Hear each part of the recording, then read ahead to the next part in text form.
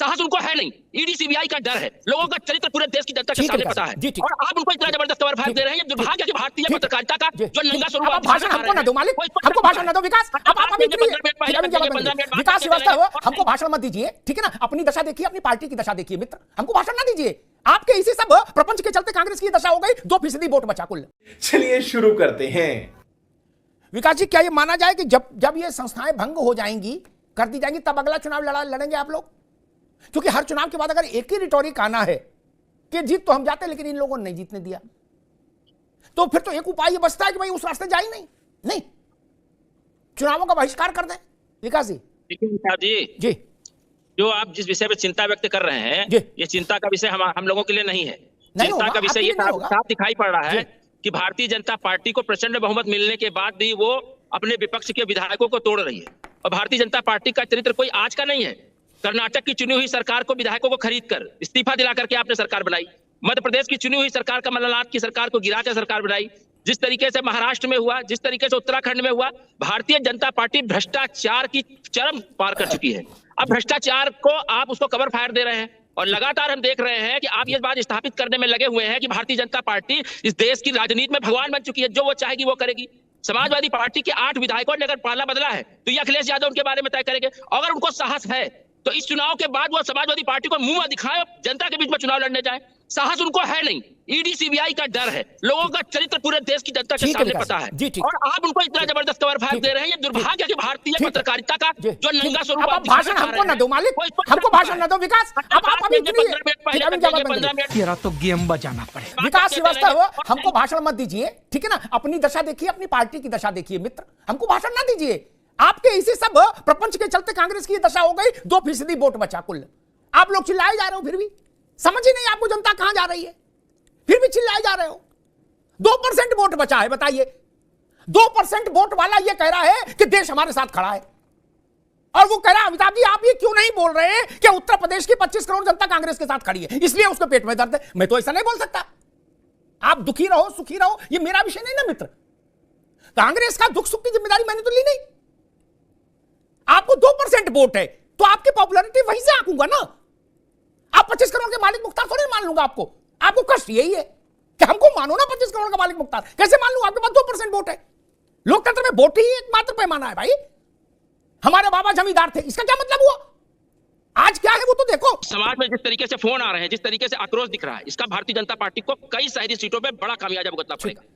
रहा सवाल अमेठी रायबरेली, अमेठी रायबरेली गांधी परिवार के नाम से पहचाना जाता है, वो उनका परिवार है। और उस जगह पर स्मृति ईरानी ने शासन चला लिया और जनता त्राही कर रही है। 13 रुपया किलो चीनी का वादा करके अमेठी रायबरेली में जो षड्यंत्र उन्होंने गांधी परिवार के साथ किया, आज अमेठी अपने आप को ठगा सा महसूस कर रहा है, और रायबरेली में तो सोच भी ना ले भारतीय जनता पार्टी की हैसियत में रहे। ठीक है, अब यहीं पे मेरा मतभेद है। कांग्रेस को बुरा लगेगा, लेकिन मैं बोलूंगा नहीं तो मैं अपने जमीर से खारिज हो जाऊंगा। रोहित के पास आता हूं, उनसे पहले कह दूं इतनी दिक्कत तो कांग्रेस नहीं विकास नहीं, मैं बताता झूठ नहीं चल सकता ना। मैं झूठ किसी का नहीं चलने दूंगा ना, मैं झूठ नहीं चलने दूंगा। इनको एक आंकड़ा बता दें, रुकिए, एक आंकड़ा बता दूं विकास सेवा कांग्रेस को। विकास तो उसके प्रतिनिधि हैं। सोनिया जी रायबरेली की प्रतिनिधि थी। उस दौरान जिला पंचायत का चुनाव हुआ, कांग्रेस का सुपड़ा साफ हो गया। अब वो कह रहे ये इलाका गांधी परिवार से पहचाना जाता है। अगर गांधी परिवार से पहचाना जाता था तो ये वहां गायत्री की पत्नी महाराजी देवी और राकेश सिंह जी कहां से जीते थे? और ऊंचा हार से मनोज पांडे। आपका एमएलए तो नहीं जीता कोई। गजब बात करते हो, हार रहे हैं चुनाव फिर भी कह रहे इलाका मेरा है। अरे ऐसा नहीं कहो महाराज, कुछ तो समझ रखो। खैर ठीक है, आगे। अब आप नहीं समझना चाहते, आप यथा नेता तथा कार्यकर्ता, तब तो फिर कोई बात ही नहीं। राहुल जी भी नहीं समझना चाहते, आप भी नहीं समझना चाहते, बताते रहो कि हमारा इलाका है। अमेठी से राहुल जी चुनाव हार गए, फिर भी आप कह रहे हो इलाका मेरे नाम से पहचाना जाता है। अरे भाई आप चुनाव हारे, किसी आपके इलाका नहीं हो सकता। आप भी वहां उम्मीदवार हो सकते। अब इलाके वाली बात खत्म हो गई। जो चुनाव नहीं जीत सकता मेरे लिए नेता नहीं।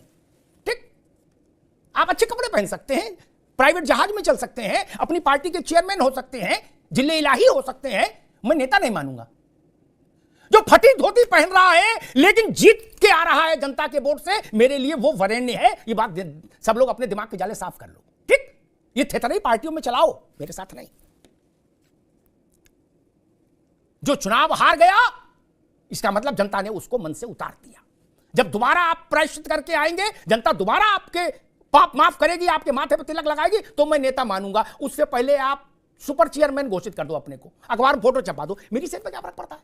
मेरे लिए नेता वही जो जीत सकता है, जो जीत नहीं सकता वो नेता नहीं, न जिले में, न प्रदेश में, न देश में। कौन विधायक किसके पार्टी में जा रहा है ये वो पार्टियां जाने जो ले रही हैं और जो वो कर रही हैं। लेकिन मैं विधायकों को के खिलाफ इतनी असम्मानपूर्ण टिप्पणियों के भी पक्ष में नहीं खड़ा हो सकता। किसी को अच्छा लगे तो और खराब लगे तो मैं खड़ा नहीं हो सकता ना।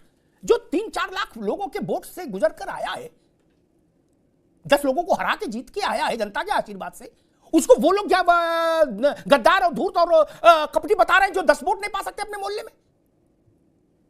नहीं जी ना। कल अगर जो विकास करे, अगर आरएलडी का भी कोई विधायक कांग्रेस में चल जाए तो भी मैं उसको गद्दार नहीं कहूंगा, मैं उसको धूर्त नहीं कहूंगा। जीत के आया है, आप जीत के तो आओ, पहले उतनी हैसियत तो बनाओ। चुनाव में जीत नहीं सकते तो बाकी तो फिर कथा कहानी है मालिक, करते रहो।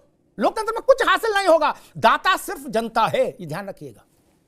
जनता के अलावा कोई दे नहीं सकता, चाहे दिन भर दंड फंद करो। खैर, जिस राज्य में आप शासन में हैं उस राज्य में 9 विधायक, छोटा राज्य, उसमें छोटी असेंबली, उसमें 9 विधायक आपके पार्टी के विरुद्ध चले जा रहे हैं, आप वहां शासन में हैं, फिर भी आपको चैतन्यता नहीं आ रही कांग्रेस को, फिर भी वो अपने भाव मुद्रा में घूम रही है, तब उसको प्रणाम किया जा सकता है।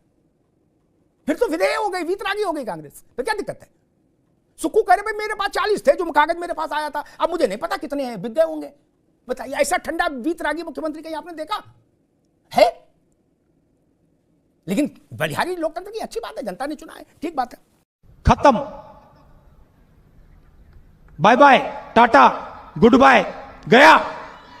दोस्तों, कांग्रेस की प्रवक्ता को ये पेलने का डिबेट आपको कैसी लगी कमेंट करके ज़रूर बताएं। ये कांग्रेस जी बहुत उछल रही थी, जमकर धुलाई कर दी। दोस्तों, अमिताभ जी की बातों से आप सहमत रखते हैं तो कमेंट में जय श्री राम जरूर लिखना। इसके अलावा अपना कोई दूसरा राय है वो भी कमेंट में लिख के जाना। वीडियो अंत तक देखने के लिए आपका बहुत बहुत धन्यवाद। दोस्तों, वीडियो अंत तक देख ली तो अच्छी लगी होगी, अगर अच्छी लगी तो वीडियो को एक लाइक एंड चैनल को सब्सक्राइब कर लेना। चलिए मिलते हैं अगली वीडियो में, तब तक के लिए जय हिंद, जय भारत, जय सिया राम।